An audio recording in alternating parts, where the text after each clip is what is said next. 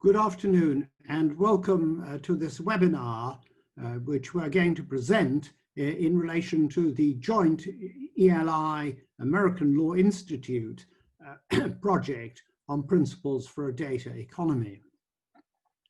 This has been a project that has been running for a little while, but we are now reaching the final stages. There is a completed draft and a shape which has undergone a lot of critical scrutiny, and we hope we're on track to the end. We regard finishing it within a relatively short period of time, hopefully within the next 12 months, as very important. As our perception is these principles are very much needed in the marketplace, because although many people do not realize it, the way in which data is handled affects almost every aspect of the way in which they live, and it's very important that there are clear legal principles. We are moving in an area where technology will change and continue to change, so I would not be surprised if this has to be amended in the not too distant future. But the important factor, we take the view, is to get something out. And therefore, this afternoon, what we want to do is to examine broadly some of the general principles, to have some views, and we're very fortunate, Steve will introduce you in due course to those from the outside who are going to look in and tell us what they think, and also we look forward to questions from the audience. If you want to ask questions under this facility, please use the Q&A session. You'll find a little button at the bottom of your screen which says Q&A. Please type the question in, and then Steve will identify the person who is going to answer that question or persons who are going to answer it. I must make one apology in advance. Unfortunately, I was meant to be speaking to deal with a piece of legislation in the UK Parliament last night. The politicians spoke too long, as is always the case, and we did not get to it. And so I must leave reasonably shortly to make the presentation, because it's one of my amendments and no one else can do it on my behalf. I do profoundly apologize for this. But without more ado, Steve, may I introduce Steve Wise, who's my co-chair, a very active member of the American Law Institute and an extremely experienced lawyer. Steve. Thank you very much, John, and welcome everyone to our presentation today. As John said, we believe that the use of data in the economy, of course, is growing and growing, and we are trying to complete this project before the use of data in the world sort of outpaces what we're thinking about. Of course, data has no boundaries, and that is why this project is structured as a cooperative project, a joint project between the European Law Institute and the American Law Institute. One of the real goals we have is to end up with uniform approaches across jurisdictions, so that one doesn't have to try to find a fictional location for data, and instead the approaches, theories, thoughts that we have are consistent, whether one is in Europe or the United States or any place else in the world. So this project has been quite careful to try to identify and address approaches and issues that are not limited to particular jurisdictions or particular parts of the world. So we'll begin in a moment with a general description of the project from Christian, and then go on to some more specific information, and then some reactions from the business community, as it were, out there in the world. And as John said, if you have questions, feel free to use the Q&A function. And if you think of questions or comments when we're done, no reason not to send those in also. We're happy to take those comments, and we're constantly talking with each other to work these out. So I'm going to turn the program now over to Christian, who is the reporter for the European Law Institute, and she will give us an overview of the principles. Thank you so much, John and Steve. Indeed, I will quickly take you through the current draft, which is preliminary draft number 4, dated 1st September 2020. Now, indeed, this is a joint project, and you will see the 4 protagonists, which you also have as panelists here on that slide. Also an indication of the envisaged project period, which runs from February 2018 to September 2021. The draft we are presenting to you today has the following structure. It's structured in 5 parts. So 1 part, obviously, general provisions, the last part, multi-state issues, but 3 most important parts arguably are the ones in between. Part 2, data contracts, part 3, data rights, and part 4, third-party aspects of data activities.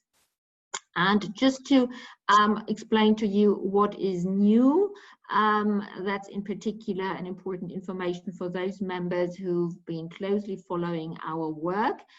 So chapter C of part 2 is new, that's contracts for services with regard to data, and chapter C of part 3 is new, which is data rights for the public interest, and of course many other provisions have been revised. We took out the former part on security interests, and we're happy to give explanations if required. Now, just to explain to you very briefly why we came up with that structure. The reason is our model of what are the most important actors in a data ecosystem. So the central figure is certainly the data controller or holder as the person that decides about the purposes and means of the processing. There are also data processors, which are parties that engage in data processing on a data controller's behalf, but do not decide about the purposes of the processing. Important actors are also various parties that contribute to data generation, be it as the subject of information recorded or be it as a data producer, such as a person driving a connected car, or in other capacities. We see observed data which the data controller observes and generates. We see data that is provided by those parties to the data controller. Needless to say, also the data controller engages in data production in a way when engaging in data processing activities. So that then leads to derived and inferred data. We see a number of important data intermediaries, such as data trustees acting in between those parties. On the other side, we see data being supplied to data recipients, which may again become new controllers or which may have mere access. We see data pooling arrangements where data are shared with other controllers, data partners.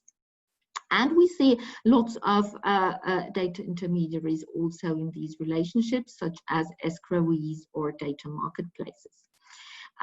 Those parties that have contributed to data generation may exercise rights, such as access rights in code-generated data, and also third parties may exercise access rights or similar rights.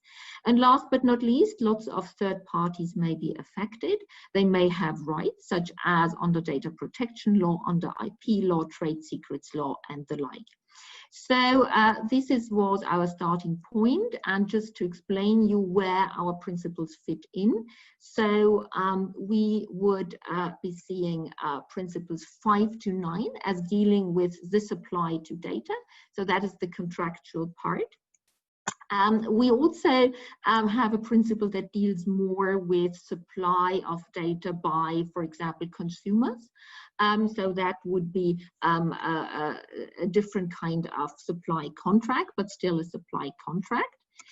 We have principle 11 on data pooling arrangements. We have principle 12 on data processing arrangements. We have principle 13 on data trusteeship or data trust contracts. We have principles 14 to 15 on escrow contracts and marketplace contracts. We now come to part 3 on data rights. There we have principles 16 to 23 dealing with rights in co-generated data. So rights exercised by parties that have a share in the generation of the data. But we also have the new chapter C, principles 24 to 27, that deals with data rights on behalf of third parties that do not have a share in the generation of the data. As concerns affected third parties, those are dealt with under part 4. So we have the general principles 28 to 31, which tell us what kind of third party rights there are, and so on and so forth. We have principle 32 that deals specifically with the duties of a data controller when passing on data. And we have principles 33 to 34 dealing specifically with direct action against downstream data recipients. And last but not least, we have principles 35 to 37 that deal with data processing activities such as aggregated data, derived data, inferred data. So I will close by showing you the timeline. As already indicated, we are supposed to finalize this in 2021. However, as you all know, there's been a pandemic, and so we hope we're going to keep the timeline that was envisaged. Thank you very much, and I will stop sharing my slides. Thank you very much, Christiane. And now we're going to turn to Neil, who is the co-reporter from the American Law Institute, who will discuss some of the principles, in particular the newer principles on data contracts. Neil. Well, good afternoon, everyone. It's a pleasure to be speaking with you today. As Christiane and Steve mentioned, I'll be talking about some of our principles about data contracts. The title of this project is Data Rights and Transactions, but in some ways we address them in reverse order, and I'm going to be talking about the principles that we have proposed with respect to data transactions. As Christiane noted, they are in part 2 of the draft principles entitled Data Contracts, part of which was before the ELI and the ALI advisors and council last year, and part of which is new and improved this year. And I'll be talking primarily about the new parts. I just want to speak briefly, though, about Principle 5, which is actually an old one, but important to note. That's the general principle that talks about how the contract principles that we have proposed for particular types of data contracts fit in with the general contract law system of the particular state. And what that principle does is give a hierarchy of rules that apply. The goal here is not to create an island with entirely different law than the state whose law would otherwise be applicable, but rather to customize, in a sense, the law of the state to have rules that are sensitive to the nature of data transactions. So the hierarchy first has rules of law that cannot be derogated from by agreement. If a state has some mandatory rules that cannot be changed, those are mandatory rules that cannot be changed. But the second item in the hierarchy is the agreement of the parties. And that's critical because in many ways, contract law is the law of incomplete contracts. Contract law supplies rules for things parties have not agreed on explicitly, and it supplies remedies for violations of contracts when parties have not agreed explicitly, and places some limits, of course, on those agreements. The more the parties can agree, the more the parties can negotiate out the details, the smaller the room for law to supplement and fill in. So very often contract law is seen as the law of incomplete agreements, and many of our principles should be seen in that light. And then, as you may recall from last year, and you can see in the draft, there are some other sources that the law then turns to, in particular analogy from other similar areas of law. With that background, I'd like to talk about the new principles for this year, and those are principles 11 to 15. And principle 11 is the last one in what we've called Chapter B, which is contracts for the supply or sharing of data. And then the other 4 principles about which I will speak briefly are contracts for services with regard to the data. Now, each of these 9 types of contracts that are addressed in this part of the principles follow a similar pattern. The first one is to define the term.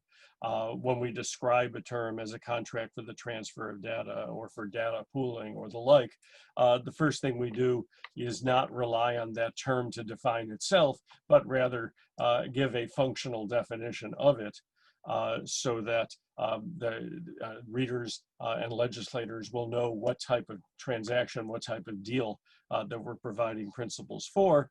The next thing that each principle does is to provide default terms to govern that type of transaction. And by default terms, of course, I mean terms that law puts in the contract unless the parties have negotiated something different or something more detailed.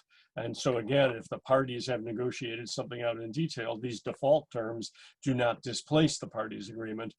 These default terms rather will supplement the parties' agreement. And finally, advice is given in the principles as to the nature of the types of rules from which analogies can be drawn as the legal system adapts from contracts that do not involve the unique characteristics of data to contracts that in fact are about this very special context.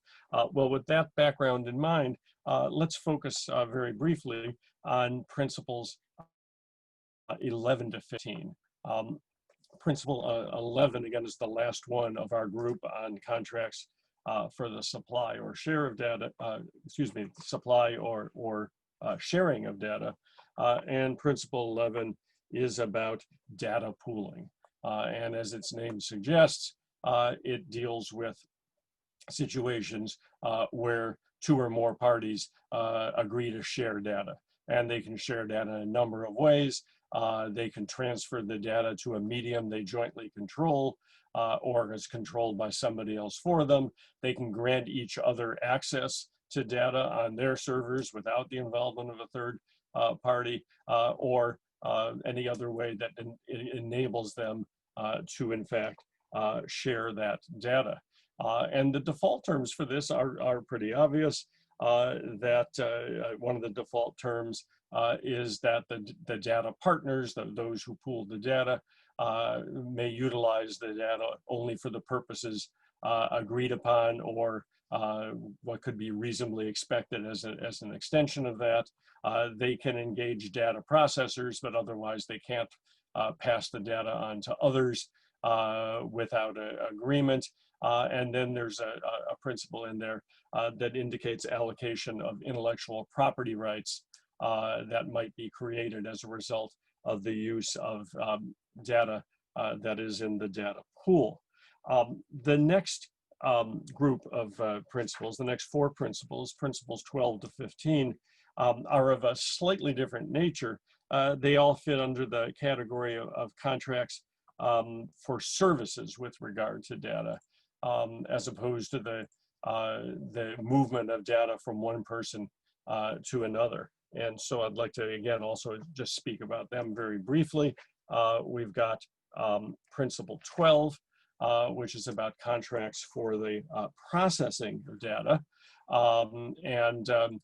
Some examples of the processing of data are collection and recording, storage or retrieval, analysis of data, a very important one, and also very important organization, structuring, merging, and the like. Sometimes data platform services, and one technical function that's extremely important in an era of high security, which is erasure of data. And so the principle here, principle 12, follows the structure of the other contract principles. After defining the term, It provides default terms. The default terms here are pretty obvious. The processor has to follow the controller's instructions, have the appropriate level of security, refrain from processing the data for its own purposes, and then, of course, erase any data retained by the processor when it's over. Fairly obvious circumstances. These contracts might be negotiated in great detail, but they might not, and it's useful to have these default principles in place for contracts that are entered into with somewhat less formality and negotiation.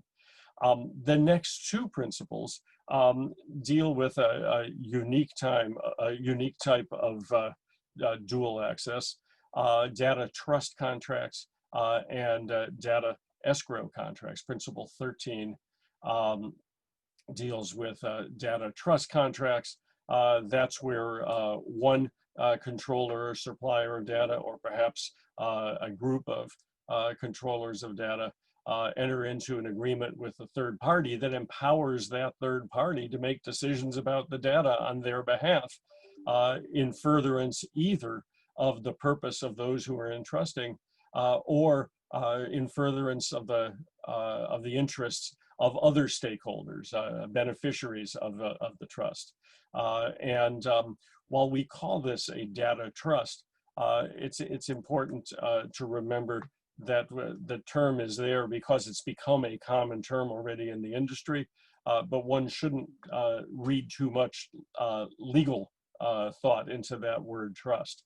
Sometimes a data trust might be set up as a common law trust with the trustee and beneficiaries and the sorts of fiduciary duties that accompany that relationship. Other times, a new legal entity might be created, a corporation, a public benefit corporation, something that's becoming much more common, at least in the US, or any other sort of entity. And so the important thing is not the structure by which the party that's empowered to act for the entrustors exists. Rather, the important thing is the rules that govern the rights of the person to whom that trust is given. The trustee is empowered to make decisions about the data, but not exclusive power. The entrustors also retain power, but the trustee must follow directions that are not incompatible with the stated purpose of the data trust arrangement. And then finally, the principle gives rules about when the data trust arrangement may be terminated.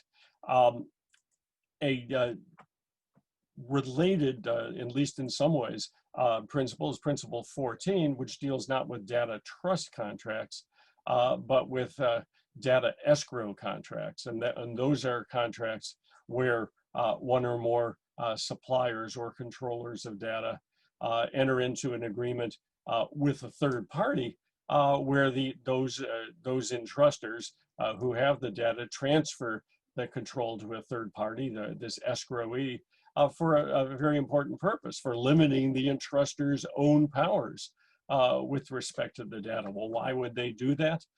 They might do that to avoid conflict with legal requirements. This is very important very often in the context of antitrust law and other competition law, and also data privacy and data protection law.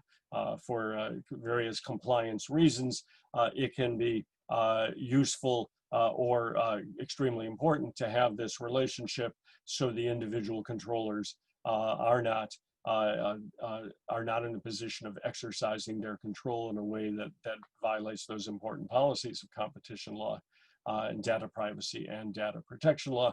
Once again, the relationship need not conform to any particular structure, and the powers of the escrowee are set out in some detail in the principle. One last principle, which we can just spend a moment or two on, and that is a principle that is proposed to govern data marketplace contracts. or as we might loosely call it, matchmaking. It's common in many marketplaces and common in the data marketplace that parties that create data, parties that use data, aren't necessarily as good at meeting each other and finding each other as they are at creating and using the data, and so they engage the services of specialists, data marketplace providers that do matchmaking. And what Principle 15 does, again, is provide default terms with respect to these data marketplace contracts, and again, talk about analogies to other types of contracts that exist outside the data world. So this is a very brief overview of these contract terms. I think the key takeaway, two key takeaways are that the agreement of the parties is extremely important, and that these principles supply greater depth and greater detail about the rights and responsibilities of the parties to the extent that the parties haven't already negotiated out those issues. So having gone through the contract principles from part 2, we're going to go back to Christiane now, who will talk about data rights and the like. Please go ahead, Christiane.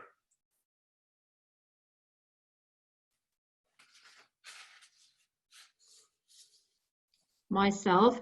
Thank you very much indeed, and I'm happy to continue with data rights. So in fact, part 3 deals with data rights, and I will start with reminding you of some parts which you have already seen and we presented in previous meetings. Just in a nutshell, what are data rights? Data rights are legally protected interests that arise from the very nature of data as information recorded in any form or medium. And the ELI principles set out a non-exhaustive list of 4 basic data rights, which you find in Chapter A, which is access or porting of data. This may be the most important one.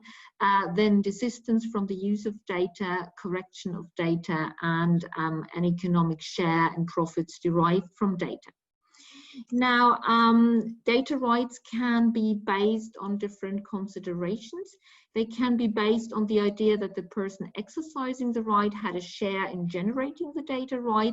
Then we speak about rights in co-generated data that are dealt with under Chapter B, or they can be afforded by the law without regard to such a share, normally to serve an important public interest, in which case they are dealt with under Chapter C. So that could be open data in the public sector, that could be B2G data sharing, or that could be those new regimes of B2B data sharing, which we see, for example, in the PSD2 context in the EU.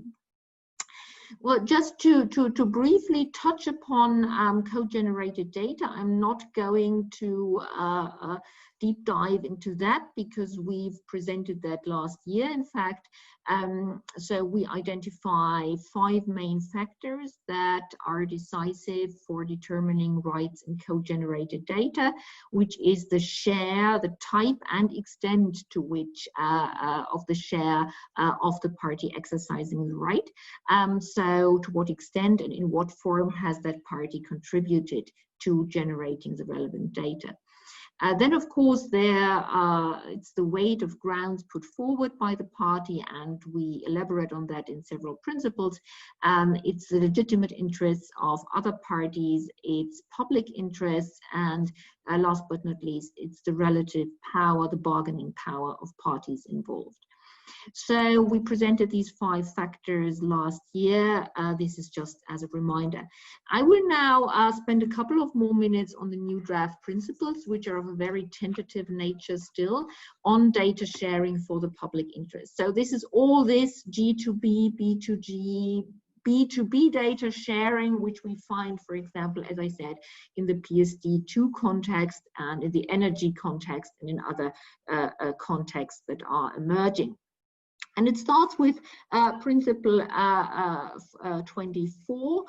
Principle 24 basically reminds us that the data rights which we find in chapter C are of a very different nature than the data rights which we find in chapter B. Chapter B, so to speak, was pure private law. The data rights which you find in there follow kind of a property logic, even though, let me stress that each legal system may decide to implement them in various different frameworks. So it doesn't have to be a private law framework, but still the logic is maybe very much a private law logic.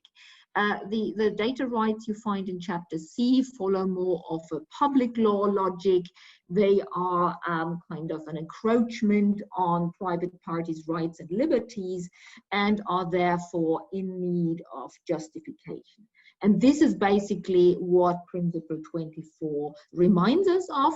And also paragraph 2 clarifies that this does not apply where the controller itself is a public body, such as public sector players sharing their data under an open data regime.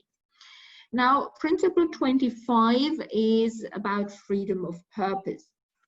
Where the law imposes, for example, a data access right or a data sharing obligation within the meaning of Principle 24, then the law could do either of two things. The law could either say that by default, the data may be used exclusively for the purposes stated or agreed, but alternatively, the law could say that by default, the data may be used for any rightful purpose and in any rightful way, unless this is explicitly agreed or stated otherwise, or unless this is inconsistent with the purpose for which the right or obligation had been imposed.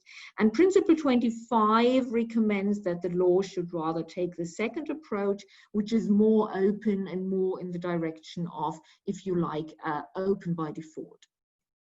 And now, Principle 26 is about a situation where a party receives data under such a data sharing obligation. So a data benefits from such a data sharing obligation. And Principle 26 says that a party that has received data on the basis of such a right or obligation must avoid using that data in a way that inappropriately harms the legitimate interest of the original controller, that is the party that had shared the data. And there's of course an important qualification, more than is inherent in the purpose for which the right was afforded or the obligation imposed. Of course, you have to look always at the specific purpose of the statutory provision, for example. So what is the kind of harm which that statutory provision already took into account and accepted, and what is harm that really goes beyond and is maybe inconsistent with that kind of purpose. And finally, we have Principle 27 about reciprocity, which says that where a law within the meaning of those principles provides a party with access to data, that party should reciprocally provide access to its comparable data under comparable conditions to the original controller when such reciprocal access is consistent with the purpose vindicated by the initial access. And where the party derives some other data, products or services, and then later offers those data, products or services to the original controller, then the price or other conditions should reflect the contribution that was made. So we are happy to provide illustrations and examples on each of these cases if there's time during the Q&A. But mindful of the time, I would now hand back to our chair, and thank you very much. Thank you very much, Christian. And before we go, we've now had the sort of the internal view of the project. Now we're going to ask for some external views, as it were. Just before we do that, let me remind you that we're very happy to take questions, and you can use the Q&A function probably at the bottom of your screen, but maybe on some devices not at the bottom. We have one question so far, which we will address when we get to the Q&A portion. So now, Elettra, I hope I pronounced your name correctly, from the OECD, will give us a perspective from the outside world, as it were. Please go ahead. Many thanks. Many thanks for this invitation. And it is a pleasure to be here and comment on this significant initiative. What I would like to do in the next few minutes is provide some perspectives drawing on our recent work at the Organization for Economic Cooperation and Development in developing general principles for enhancing access and sharing of data, and which may inform some of the discussion today. Our work at the OECD grows from similar premises. In today's digitalized and globally interconnected world, data has become the lifeblood of economic and social interactions. There is no doubt that data access and sharing can generate a wide range of benefits, including through facilitating collaboration and data-driven innovation, both across private and public sectors, to help resolve economic, societal, and environmental challenges. However, as we become increasingly reliant on data, new concerns are emerging. These relate not only to issues of privacy and security, but also the need to protect intellectual property, trade secrets, and maintain the reach of regulatory and audit bodies, especially in the context of data transfers across jurisdictions. It is increasingly clear that the benefits of the data economy requires trust in the activities of different players operating in the data ecosystem, and the ability to scale economic and social activities globally. Individuals will not engage with businesses they do not trust, and businesses will struggle to reap the benefits of scale unless they can operate globally. So the challenge for governments is to create an environment of trust where regulatory objectives can be met, even when data is moved across jurisdictions, an environment of data flows with trust, which is a term that was coined by Japan at the 2019 G20 under the former Prime Minister Shinzo Abe, and has become now a shared priority for all G20 countries. But to create an environment of trust, we need greater certainty on the applicable rules and doctrines, as well as greater coherence across policy approaches to enhancing access and sharing of all forms of data, including personal data, research data, public sector information data. Against this backdrop, at the OECD, we have set out to develop general principles and policy guidance on how governments can maximize the benefits of enhancing data access and sharing arrangements while protecting individuals' and organizations' rights and taking into account other legitimate interests. The OECD general principles are developed at a relatively high level of abstraction. Nonetheless, they are associated with implementation guidance highlighting good practice drawn from member OECD countries. They do not, however, aim to guide solutions of legal problems on the ground, as the ELI principles aim to do, and for which there is great need. They are complementary initiatives. In the next few minutes, I wish to focus my remarks on a few points. First, from our work, data is not monolithic. Different data domains are subject to different regulatory and data governance frameworks, and overlapping domains can raise new and specific challenges. Evidence shows that data are heterogeneous goods, whose value depends on the context of their use, with different implications for individuals, businesses, and policymakers. From a privacy perspective, personal data, for instance, typically requires more restrictive access regimes than, for example, non-personal public sector data. On the other hand, industrial data will in most cases be proprietary data, and therefore data access and sharing may have to be more restrictive compared to public sector data, which in many cases can be shared for open data. A more differentiated approach to the governance of data and data flows requires identifying the different types of data and their characteristics, and therefore addressing the lack of definitions, which remains a source of confusion. We support the notion that a new taxonomy of data is needed. Industry, government, and citizens are too frequently in disagreement as to what exactly constitutes, for example, personal data and what does not. The distinction, for example, between the personal domain and the proprietary domain does not help differentiate how different stakeholders contribute to data co-generation.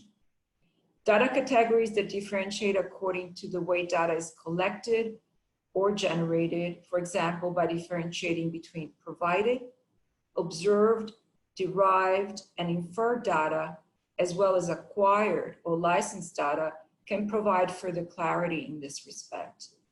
This differentiation, in our view, is relevant for the governance of data and data flows for several reasons. First, it helps determine the level of awareness that data subjects can have about the privacy impact of the data collection and process, which is critical when assessing the privacy risks associated to data collection and the level of control data subjects can be expected to have. Second, it also reflects the contribution of various stakeholders to data creation, and therefore their rights and interests in accessing and using the data. It is generally recognized that a party contribution to the generation of data is a very relevant factor for the existence of data rights. Categorizing data as provided or volunteered, observed, derived, and acquired data can help assess the extent to which different stakeholders are involved in the generation of data. Last but not least, this differentiation can help identify the geographic location and jurisdiction based on data generation and collection, and it can therefore help determine the applicable legal and regulatory frameworks. I wish to note that the ELI authors have chosen to adopt a modified and simplified version of these categories. In particular, they have adopted a broad notion of derived data and chosen to not draw the distinction between derived and inferred data. We agree that it is very difficult to draw a clear line between derived and inferred data, and the question of rightfulness or wrongfulness of control and processing with regard to derived or inferred data is one of the most intricate issues to be solved in the data economy, and we commend the efforts made by the ELI authors. A last point I'd like to make is the following. Besides the dichotomy between personal and non-personal data, the most frequently made distinction is between private sector and public sector data. It is generally accepted and expected that public sector data should be made available for open data, free of charge and free of any restrictions from intellectual property right, where there are no conflicting national security or private interests. This is reflected in a number of open data initiatives such as data.gov or data.gov UK, data.gov in France. However, the private-public data distinction, as often defined in policy circles, raises a number of issues which are rarely fully acknowledged. The most important being that the public sector and private sector data cannot always be distinguished. Data can often qualify as being both public sector and private sector data, and this irrespective of any joint activities between public and the private sector entities. It is our view at the OECD that for data governance frameworks to be applicable across society, it is clearly crucial to distinguish between the personal domain, which covers all data relating to an identified or identifiable individuals, the private domain, which covers all proprietary data that are typically protected by intellectual property rights, the public domain, which covers all data that are not protected by intellectual property rights or any other rights with similar effects, and therefore lie in the public domain, thus free to access or reuse. These free domains, however, not only overlap, but they are also typically subject to different regulatory and data governance frameworks that can affect each domain differently.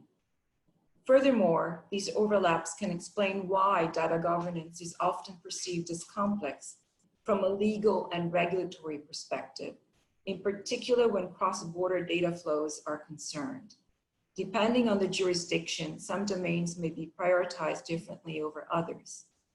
This is, for example, reflected in current data portability rights, which we are reviewing and vary significantly across countries, reflecting various approaches to address the conflicting interests of individuals and organizations over what type of data falls within the scope of data portability.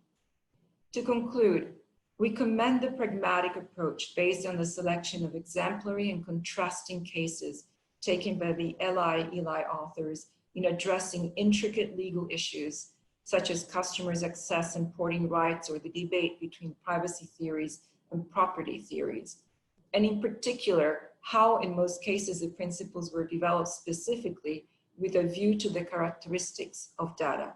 We look forward to further exchanges with the authors once a consolidated and full version of the draft principle can be shared. Thank you. Thank you very much, Electra. And again, let me remind our attendees that you're more than welcome, encouraged to submit questions if you have any, which we'll turn to after we hear from Joanna, who is the Chief Executive Officer of Game Analytics, and again, will bring a perspective from the business world. So, Joanna, please proceed.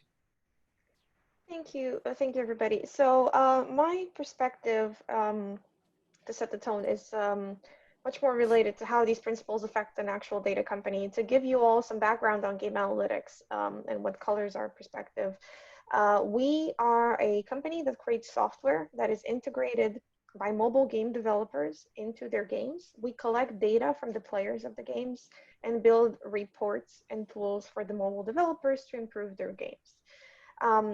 The special thing about our business, I guess, is that we are the most popular tool doing this, and we track more than 2 billion mobile game players every month.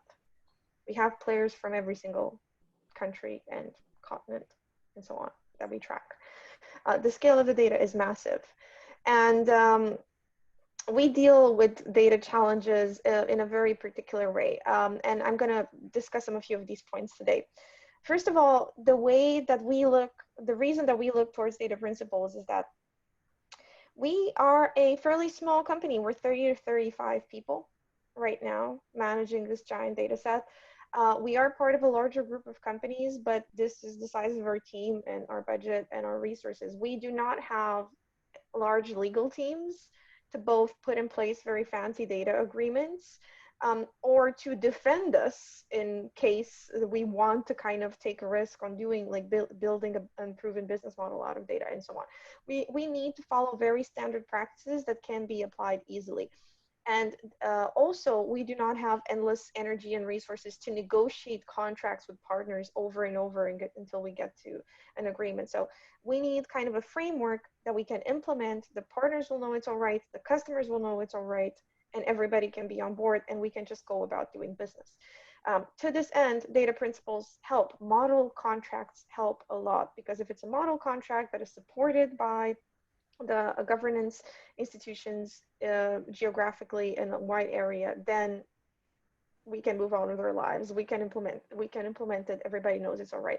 So one of the goals is just having common practices with our partners. We integrate and merge a lot of our data with data from ad companies. Mobile game developers show ads to make money. They a lot of the time expect, and we support the possibility to analyze player behavior based on how they interact with ads. This means we need to merge our data with data from ad companies. A lot of these companies, we are a European business, a lot of these companies are US based. We need a common framework for what we can do with the data. Secondly, our players are absolutely global. So we need this framework to be flexible enough to be respectful and compliant across geographies. And like I said, I mean literally all over the world. To do this, again, some data principles that are aligned help a lot. It also helps, again, if we trust that our partners use this data responsibly wherever they are in the world and according to whatever the legislation of whatever country they are in the world. Secondly, other than the expectations of the partners, the expectations of the users are very important. The people who play the games need to know that their data is being used in a compliant and respectful way. They need to know that they can play this game and not be afraid that something nefarious is going on with their data. And this, it helps immensely if their expectations are aligned to mutual common global practices. An example of this was GDPR, you know, when everybody all of a sudden realized that they have rights, but it also made it clear for companies what rights they need to provide. And that was a great first step, but of course it can be matured and taken further. Secondly, there's a business aspect to what we do. We want to make sure that as a business, we are defensible. We are not putting our business at risk by unknowingly, you know, making a decision that is all right in one context or in one country and is not all right in another country. And I'll give you a simple example of this. For instance, when we implemented GDPR, Finland actually had its own little adapted way of allowing companies in the game space, which is gaming is a big thing in Finland, right? It's one of the main contributors to their national economy. And they had some exceptions for game companies. And our GDPR implementation did not allow for, you know, those exceptions. And they found that customers, a couple of them found it easier to just leave us and do things on their own because our policies were different than what they had in Finland. So working with a local provider was beneficial. We adapted, we learned, we adapted, and so on. And I know that there will always be the case that different countries and different states, in the case of the US, can have slightly different regulations. But aligning ourselves to a common set of principles that we can follow helps us avoid situations where we lose a customer or makes these situations more rare, because we at least know that as long as we follow the common core, then the other kind of differences are limited to only certain areas, and we can research those independently, let's say. So that's very valuable for us.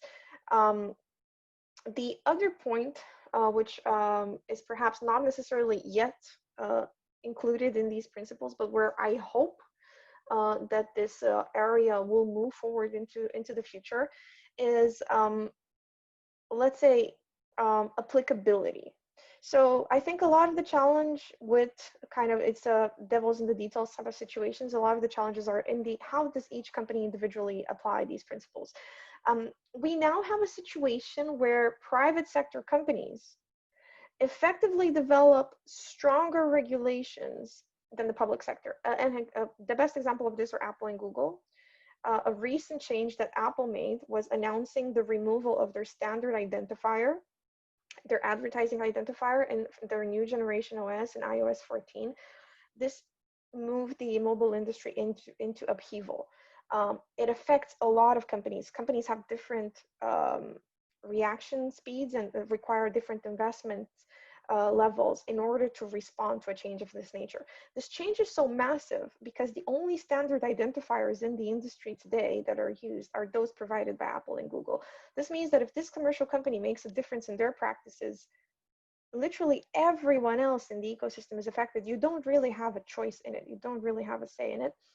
Or you can develop an entirely different system on your own, but then be fully locked out of all the capabilities that all the other companies have. So I'm hoping that in the future, the market will go towards a level of standardization where it will be possible to essentially companies to align on a set of mutually agreed practices for how to identify a user. I agree on what is data, how data transfer occurs, how the granularity of data must be essentially defined around some common units. And if that happens, it should be possible and easier in many ways. It will be probably hard in the beginning to put everything in place, but eventually it should be easier to agree on what data deletion means from a practical point of view as a company. What does data transfer mean? And if we get a deletion request from a user, how do we identify that user? right now, these questions are actually answered with tools provided by private companies. Although I know that it takes time to get there, I think that kind of developing this underlying tool set under the data economy in the public sector is another valuable thing to consider moving forward. But certainly the data principles are a step in the right direction, and they help us as, like I said, as a smaller company, align with the global data economy in a way that is more cost efficient. And it provides more certainty and stability for us as a business, so that our risk level from a legal and governance and compliance point of view is lower, and we can allocate those resources into growth. So I think those would be my my main points. I'm happy to discuss these further, and I think we can move on to Q&A. Yes. Thank you, Joanna. I hope I've been pronouncing your name correctly or close anyway. So I think it was very interesting that Joanna's emphasis on having a common framework will be beneficial to companies out there in the world of all sizes. And Elettra's, what struck me about her comments was her careful use of a string of verbs: derive, infer, acquire, and talking about the nuances in this area and the breadth of what we're talking about. We're going to turn to the questions, and we've got 6 questions so far, which is great, and we'll work our way through them. If you have further questions, please go ahead and send them in, and we'll try to get to them. We've got about 15 minutes to go for question and answer time. So why don't we start? The first question is wondering why the draft removes the part that addressed security interests, which has had a short section in there in prior drafts. I think Neil had the initial responsibility for drafting that section, so maybe I'll ask him to comment and then ask Christian to comment on Neil's comment. So Neil. Thanks very much, Steve. The short answer, that I'll give the slightly less short answer, the short answer is that Christian and I found ourselves being very close to agreement on what would go there, but couldn't quite get there. And the reason is not that we're disagreeable people, at least I hope that's not the reason. The reason is that we approach the question from very different perspectives. I think everyone agrees that data is an important economic asset. That's why we're here. People spend lots of money to accumulate data, to sell data, to buy data, and the like. So it's clearly an asset. And so one would think it wouldn't be very difficult to say if it's an asset, which should be something that can be used as collateral for an obligation. But the goal here, of course, is not to revolutionize U.S. law of security interests or the various European laws governing security interests, but to talk about how security interests in data can be made to fit there. And then it turns out, of course, that the US law of security interests is very different in many ways than those in most European civil law countries. And the thing that made it hard to address this in a way that turned out to be effective wasn't so much different answers as different questions. Different issues were important. Some conceptual issues that were very important in most civil law systems really didn't have much meaning for the US and vice versa. In particular, the fact that data is non-rivalrous, that more than one party can use and exploit it at the same time without diminishing the quantity of the data that's available, was a larger issue from the European perspective than it was from a US perspective. And we talked about this for quite a long time, and we could write something that perhaps would dwarf the rest of the project. But the ultimate answer was that it was an issue that wasn't worth that much space.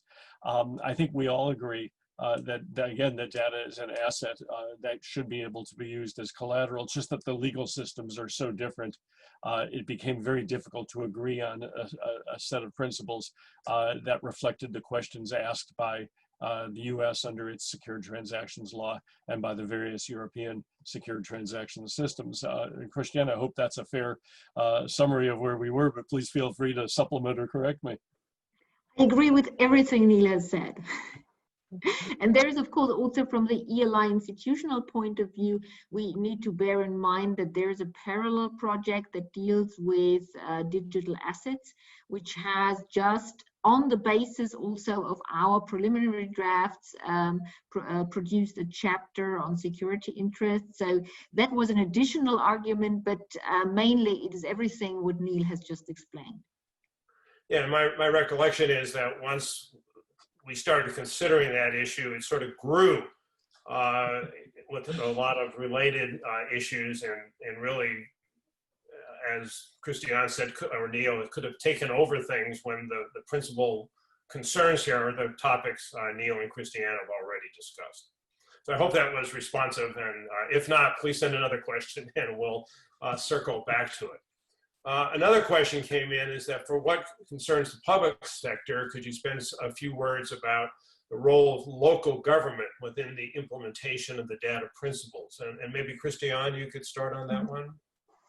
Well, sure. I think there are lots of different spots where local governments could come into the equation. Local governments are very important holders of data. So they could, for example, wish to share their data either voluntarily or under a public sector sharing legislation. So local governments may, for example, have to make important decisions about which data to share and under what conditions data to share. And if they want to make these decisions, the principles which we've drafted in Part 3, Chapter C, might be something they might wish to take into account.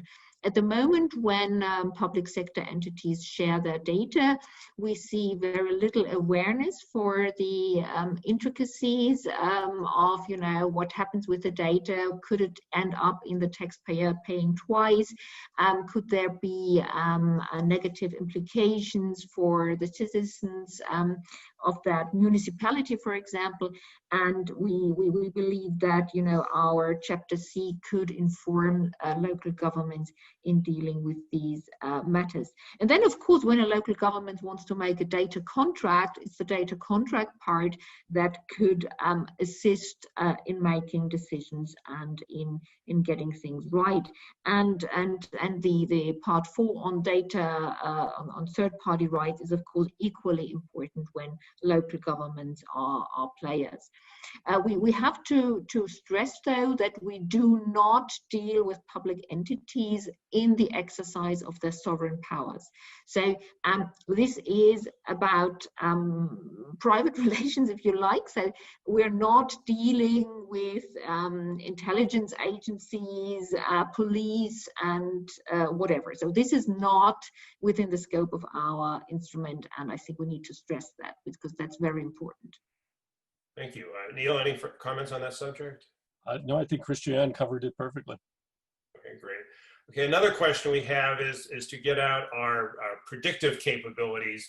And is there anything we anticipate in terms of future developments on digitalization and data rights for the public interest in the United States and the European Union? Any thoughts on that, Christiane or Neil?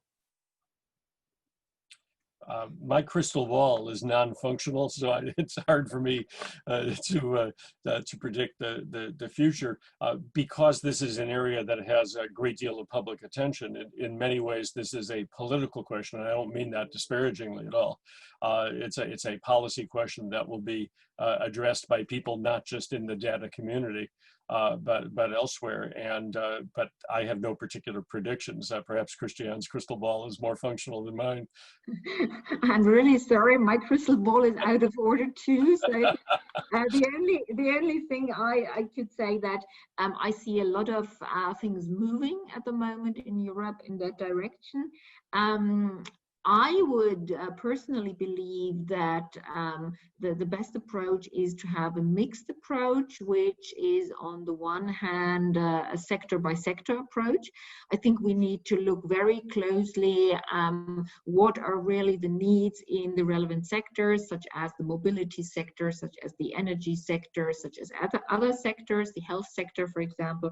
and then take a sector by sector approach. Having said that, when you take a sector by sector approach, there's always the danger of things, you know, becoming inconsistent.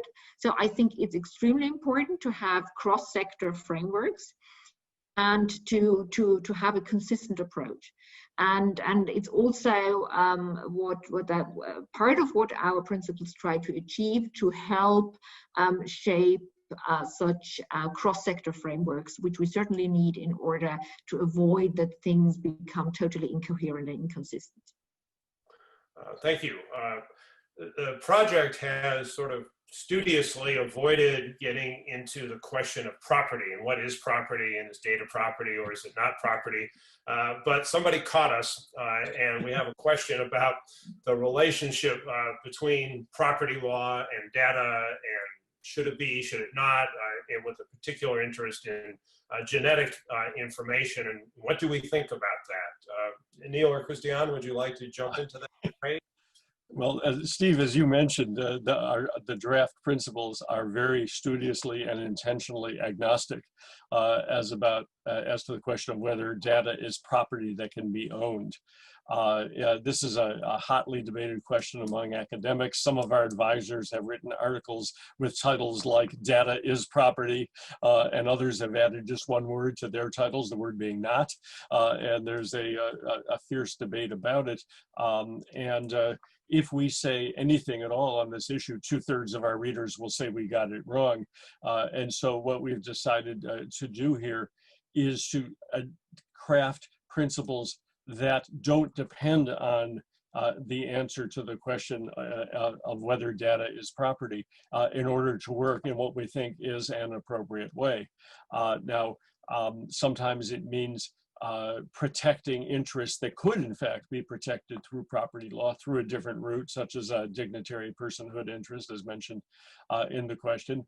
Sometimes it recognizes what we simply call data rights, and Christiane can talk more about that portion of the draft. We do identify rights. We do not characterize them as property rights because of all the baggage that comes with that. I think that the key here is not so much the label we give and the baggage that it carries with it in other contexts, as is the more important question being, do we appropriately protect the relative interests of the parties at stake? If we do that well, then I think we've done a good job. If we haven't done that well, then we haven't done a good job, I think, irrespective of the necessity to resolve that conceptual debate. I can add something here from a business point of view. I also think that from the business side, who owns the data specifically is a less important question than how can I use this data.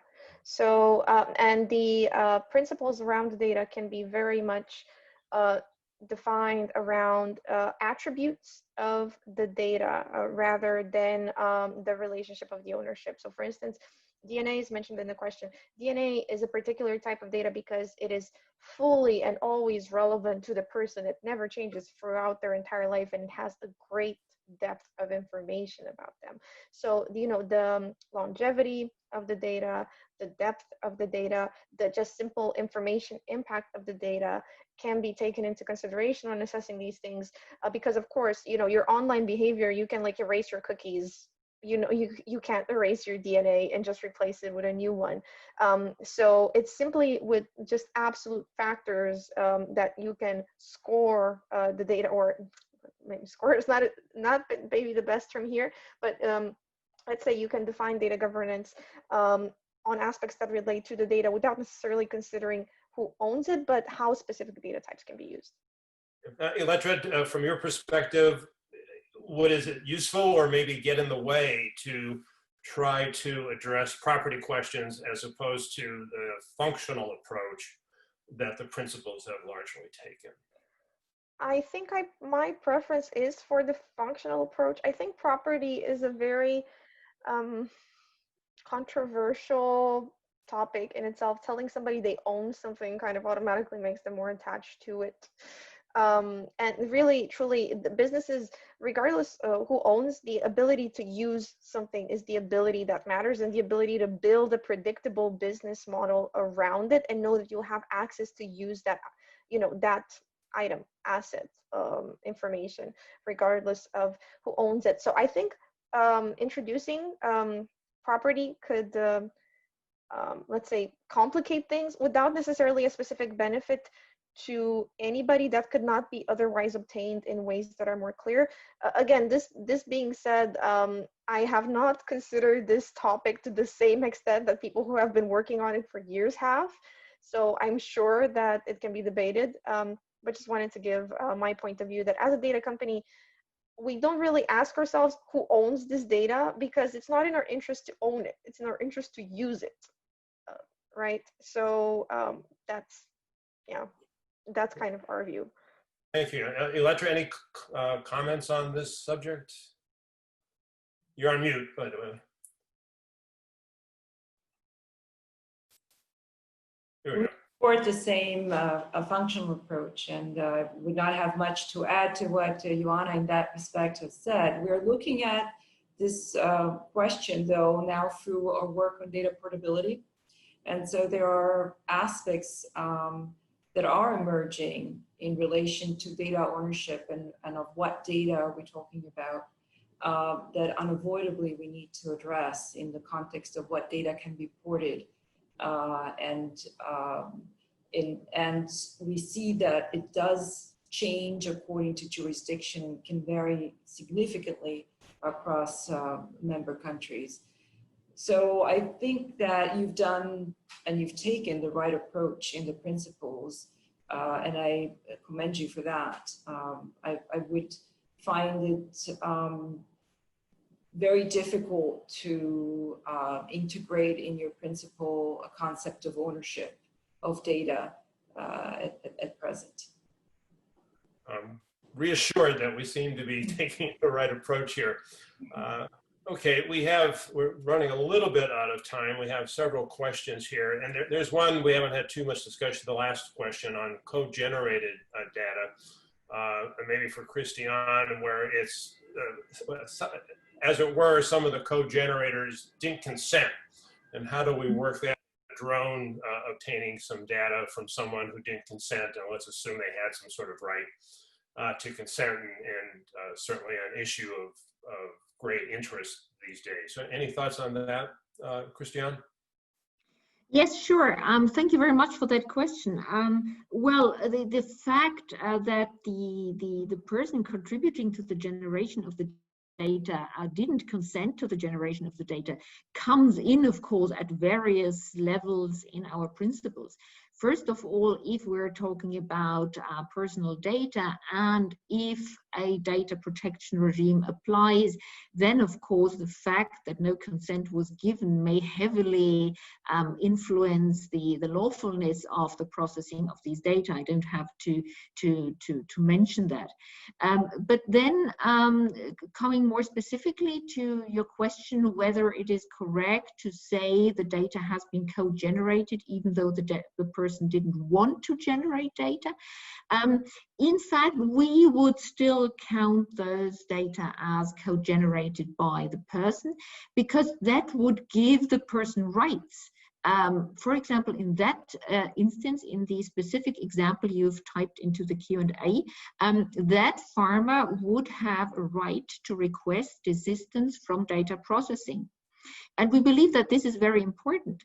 To say that the farmer hasn't contributed to data generation just because the farmer hasn't consented would mean, under the logic of our principles, that the farmer doesn't have any rights. So that's not what we intend to say. So we look just at the factual aspect of data generation, and yes, the farmer in the example you give has contributed to data generation and has the rights that follow from it. Thank you. We're at the end of our time now. I would like to particularly thank Joanna and Elettra for participating in this. It's been very valuable for us to have comments from those who are acting in businesses or transactions and understand how we're doing. In addition, the comments and questions that came in were also very informative because it shows what people in the real world, so to speak, are thinking about in these areas. Let me again encourage people to feel free to send emails with comments or questions because we're not done. We're still working away. We have an American Law Institute meeting to discuss this among our advisory group in October, which is coming up, it turns out. So there's lots to do. We are trying to get it done, as Lord Thomas said, as John said, but there's plenty of time to address questions that people have. There are 1 or 2 questions we didn't have time to get to, but we'll certainly take them into account. As I said a moment ago, we're very pleased and reassured to hear that a functional approach seems to be the right way to go, sort of sidestepping controversial issues of property law, for example, or intellectual property law, which would take us well into the next century, I think, to get resolved on these topics. So please continue to pay attention. ELI will certainly be posting future drafts as they become available, inviting input, and I hope everybody has a good day and appreciate your participation. So thank you very much. Thank you, everyone. Bye-bye. Thanks, Thank everybody. you. Bye-bye.